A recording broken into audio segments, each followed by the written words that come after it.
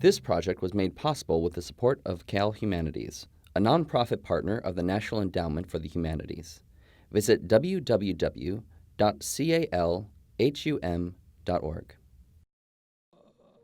What I thought about the military before I was joined, as a kid, I really respected it.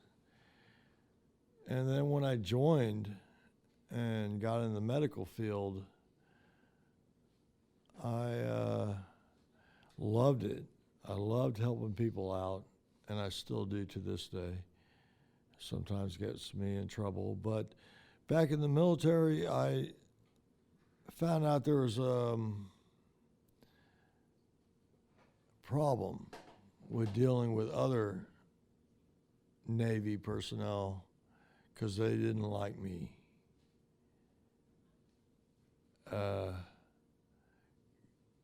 Because I'm a go-getter and I do what I have to do, and I'm really good at it. So I ended up isolating, getting away from the staff, and living off base. And I love that. I loved living off base because I dealt with the people locally, wherever I was stationed at. But I really didn't get into the people I worked with. We were professionals, but there was problems with personalities. And the military didn't really acknowledge that. They didn't give a shit as long as we did our job. So that kind of turned me off. I graduated high school in 1968 and I had big plans. I was into sports, motocross, had motorcycles, just enjoying life as an 18-year-old. Big plans to go into music, maybe professional like my dad. And a funny thing happened to me on my way out of high school. I graduated in June of '68, and by September I was in boot camp. They drafted me, which in some ways is probably kind of a blessing in disguise, in so much as I had like 5 speeding tickets and had some other problems with the law, so that kind of like gave me a clean slate. But I got my draft notice. I went to Oakland. I took the physical, turn your head and cough. Came right back to San Francisco.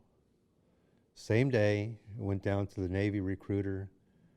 And because I was good at the sciences in high school and stuff, physiology, anatomy, and biology and all that stuff, just came easy to me. I wanted to be in medicine. So they promised me medical school, right there at the recruiter's office. And I said, well, where do I sign? So I figured my philosophy was if I'm going to go there and die, because I knew that was a strong possibility, that I would rather be running out there to save some guy than kill him.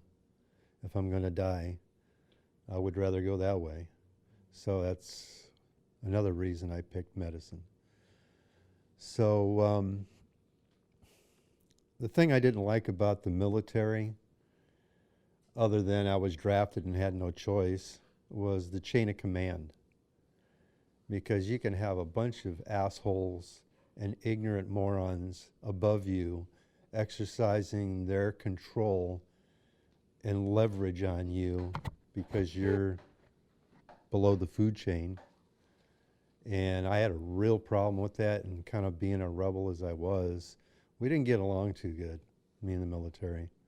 I was always at captain's mess or something or other. Always in trouble. Nothing really big, just rebellious. I wouldn't salute female officers and stuff like that. Because I was in medicine, there's a lot of nurses and they're officers. And every time you pass them, you got to salute them. And I get in trouble for stupid things like that.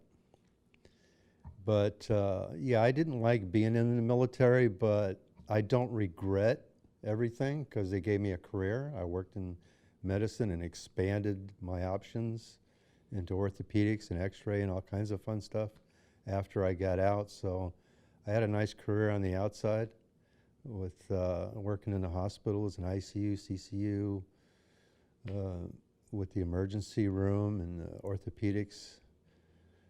And so I have no regrets in that respect.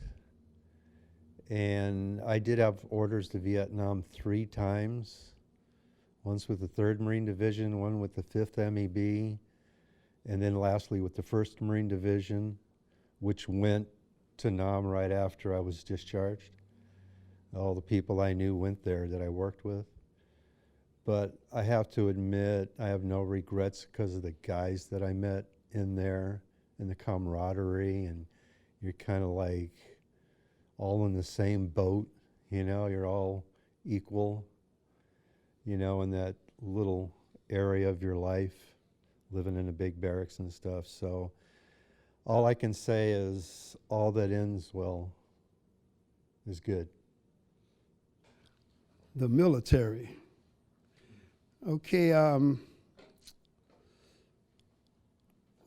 joined the military actually after, when I was 19 years old. I remember going out one Sunday evening down in the country, Louisiana, getting in a big fight with some of my cousins against some other guys in another community. And I got stabbed twice in my abdomen and had to go to the hospital and stayed for a couple of days under observation. And when I got out, I was very depressed with my life somewhat. And I was thinking in terms of, if I'm going to be out here getting myself cut up in fights and stuff, I might as well get paid for it. So that's when I made a decision to volunteer for the military. And in December 1960, I was inducted in the Army in New Orleans, Louisiana. And I was sent to Fort Hood, Texas, basic training, and then joined the 2nd Armored Division, 3rd Artillery. And at that time, it was peace in the land, except for Vietnam was pretty much getting started. No, and actually, there were Vietnam had not. I guess they had special forces people in Southeast Asia at the time. Someplace in 1962, we went from being a peacetime soldiers to being prepared for war.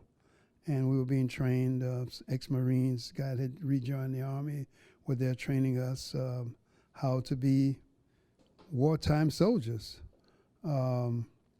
Much field duty. Before that, it was pretty easy being a garrison soldier.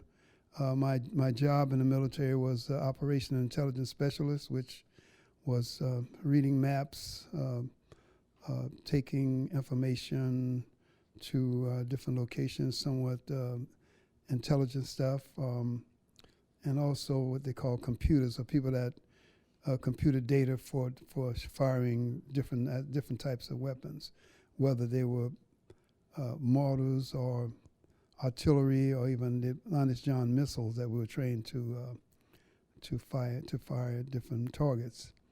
But anyway, and I enjoyed my military time. I actually got, except for the fact that I went to the Army, joined the world in Louisiana, joined the military to see the world, and spent 3 years in Texas.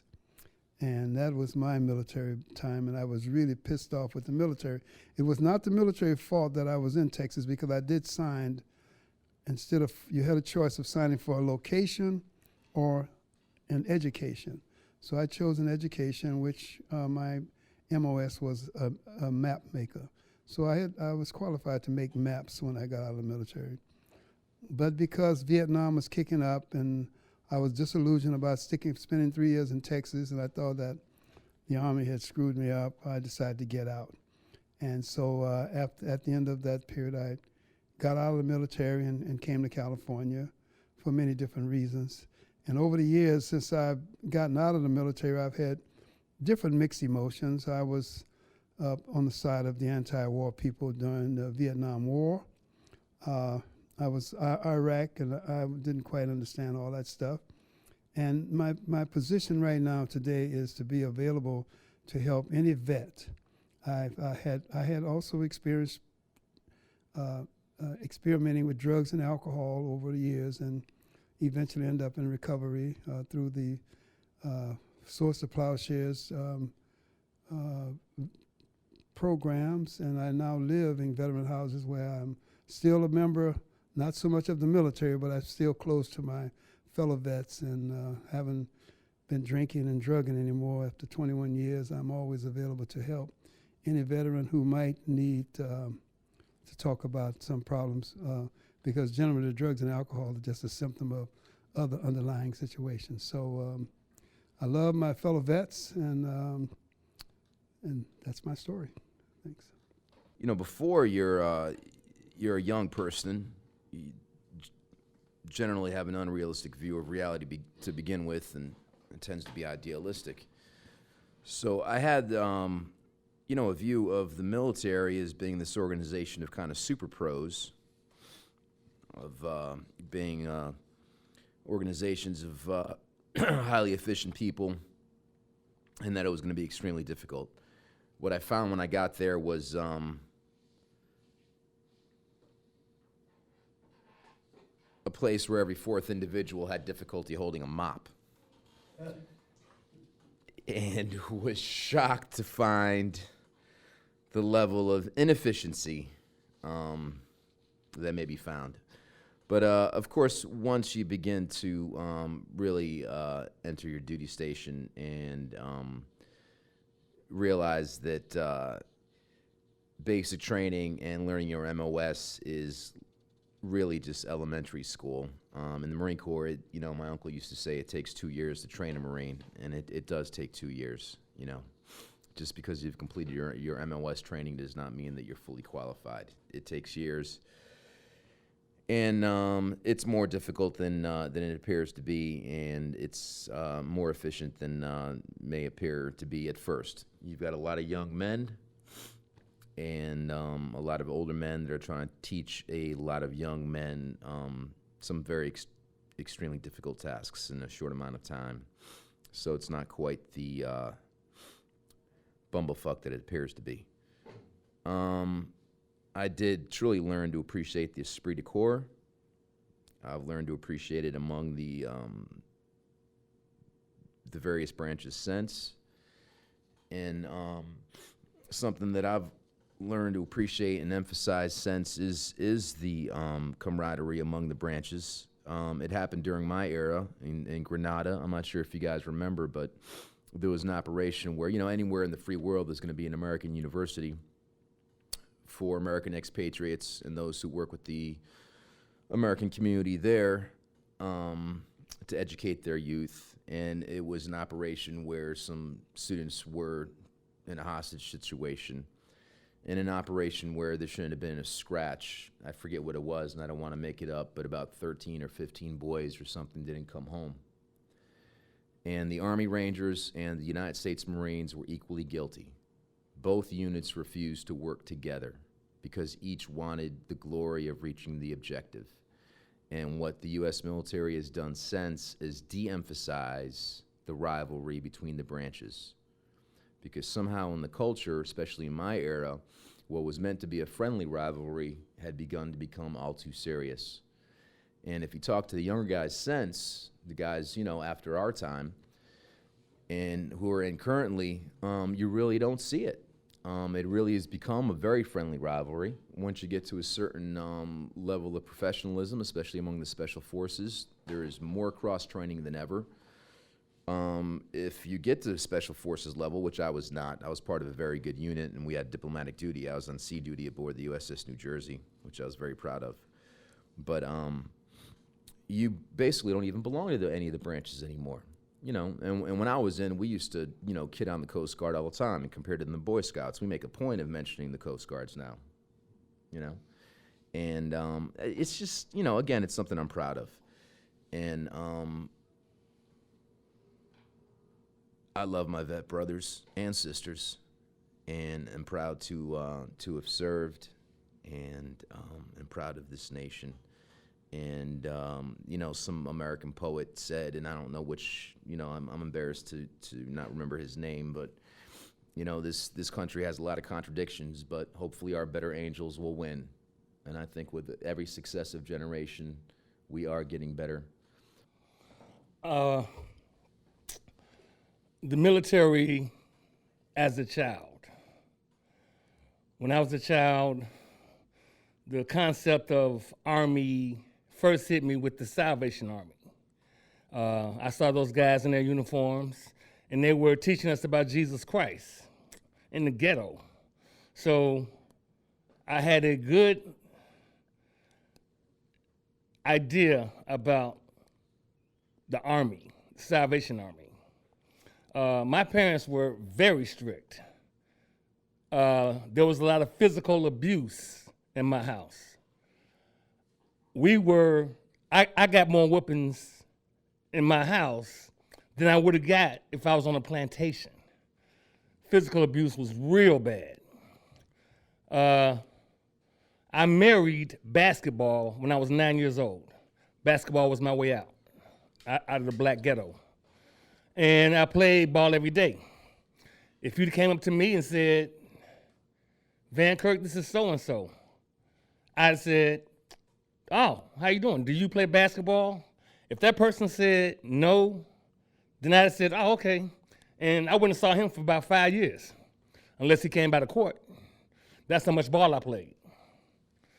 The Vietnam era, the only thing I knew about the United States Army or the United States military was from TV.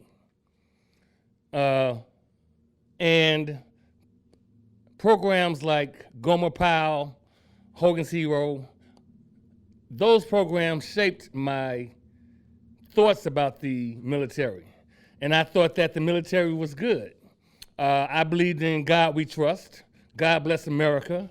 So I thought that whoever our army was fighting, we were fighting legitimate enemies that were evil, and we needed to win. Before I got in the Army, I had already played on 2 national championships in basketball. And my father sabotaged my basketball career in the NBA. I had played with a lot of NBA players, like Isaiah Thomas and Mark Aguirre and Glenn Doc Rivers, who were from Chicago. And when my father ran my coach off, who was trying to set me up to go into the NBA, I left that house. I had to get out of that house. So I joined the Army. I didn't join the Army to become a good soldier, but that naturally happened. I was a good soldier. Every company I was in, I was my commander's best soldier, undisputedly. As far as the physical training, the PT, I was already in good basketball shape, so that wasn't no problem. I was sent to Fort Knox, Kentucky. And Fort Knox is a hardcore basic training. They have agony, misery, and heartbreak hills, and man. But nevertheless,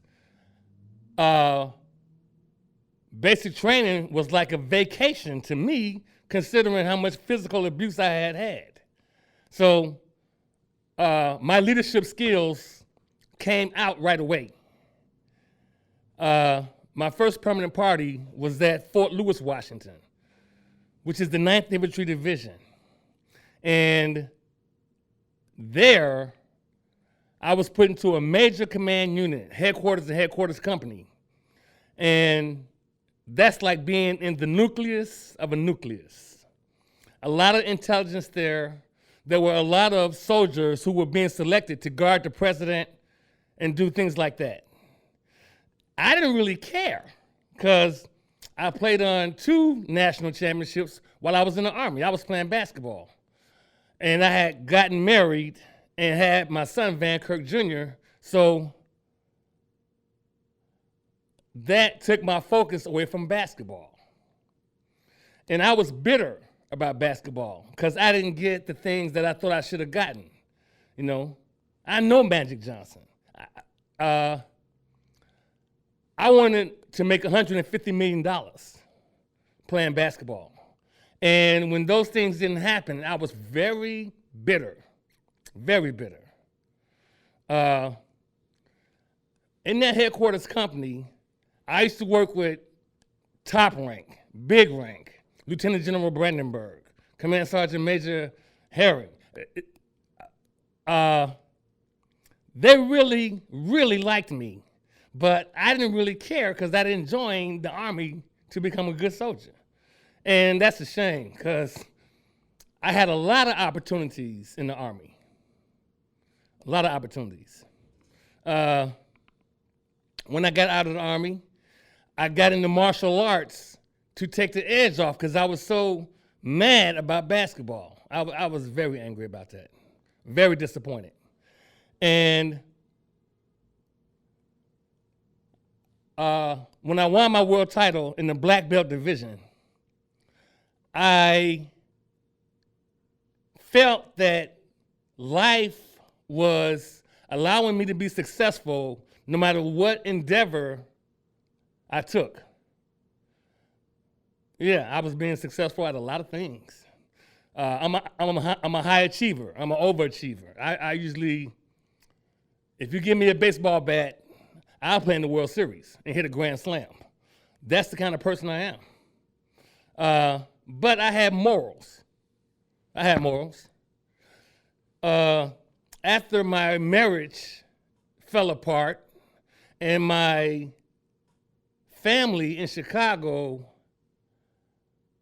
started playing games with me, then I became homeless. And the difference between the military and being homeless was that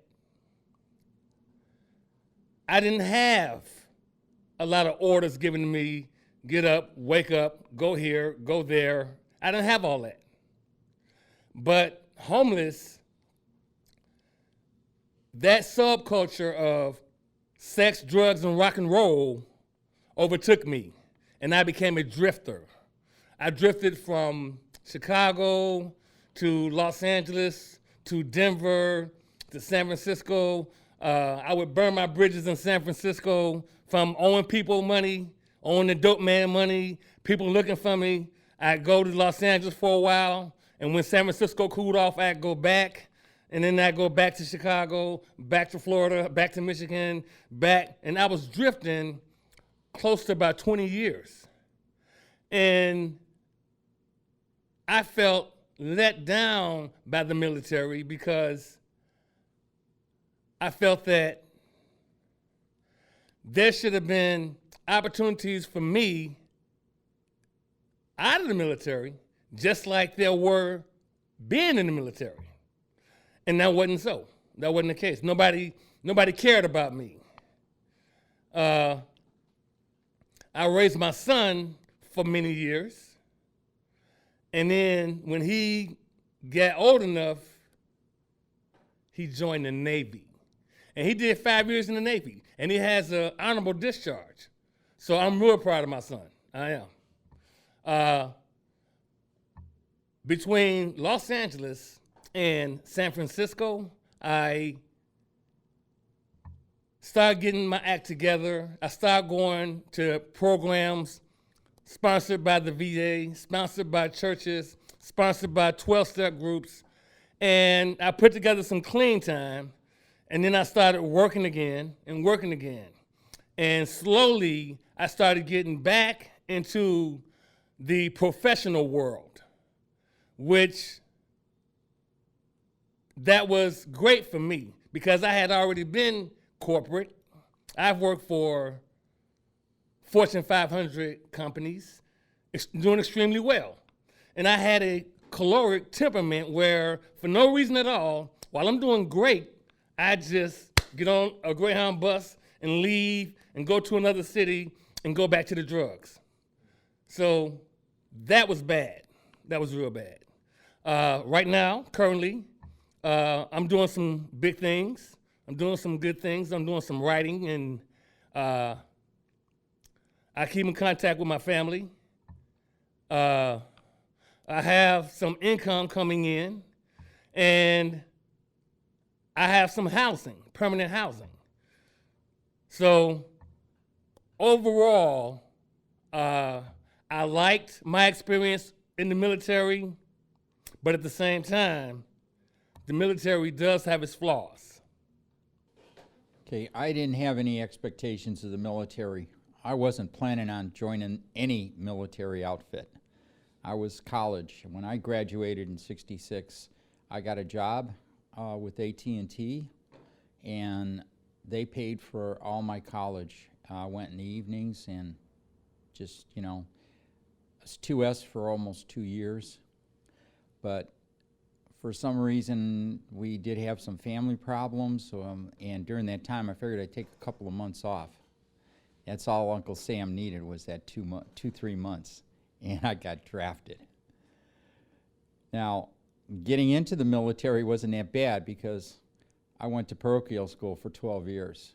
So instead of having nuns and priests and brothers, I had sergeants and lieutenants and colonels. So it wasn't a big choice. I also was fully trained. They didn't have to train me on anything. The part I never understood is why they don't use you when you're fully trained in one field and they just move you to another. But I guess they figure I can, you'd learn. So after I knew I was going to go to Vietnam. I knew that was in the cards because I was at Fort Lewis, Washington also. And that was next stop was Vietnam. So I found out about the early out program with the service. If you got less than 150 days, you don't have to come back to the Army. So I waited and then volunteered to go to Vietnam. I figured 12 months in the Signal Corps, that's gravy. That's easy work. Till somebody asked me, you like helicopters? You got any chemical experience? And unfortunately, I said yes. And after that, I got trained in the Chemical Corps with tanks, planes, rockets, everything. So I guess they figured I was trainable. I did meet people there that were outstanding, some really great soldiers.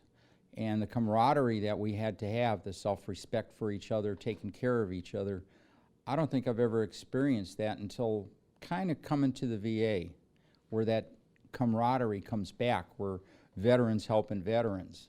Because when you're in the thick of things, there's nobody else there to look at your back except your fellow veteran.